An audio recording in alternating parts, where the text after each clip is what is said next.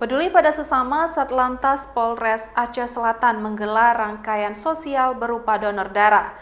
Kegiatan ini digelar dalam rangka memperingati Hari Ulang Tahun Lalu Lintas Bayangkara ke-68. Memperingati Hari Ulang Tahun Lalu Lintas ke-68, Satuan Lalu Lintas Polres Aceh Selatan menggelar aksi donor darah di Aula Baradaksa Malpores setempat. Aksi donor darah ini merupakan wujud kepedulian Korps Bayangkara pada sesama.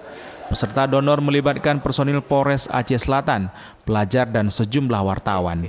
Kegiatan ini bekerja sama dengan urusan kesehatan Polres setempat dan unit transfusi darah RSUD Yuludin Awai Tapak Tuan.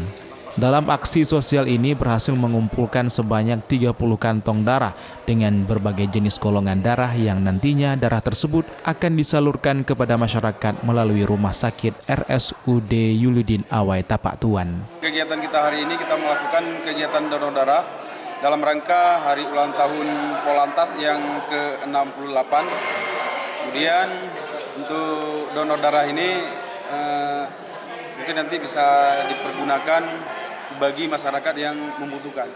Kemudian selain dari donor darah ini juga kita ada melakukan kegiatan seperti bakti sosial, pemberian baksos kepada fakir miskin, dan pembersihan tempat-tempat ibadah.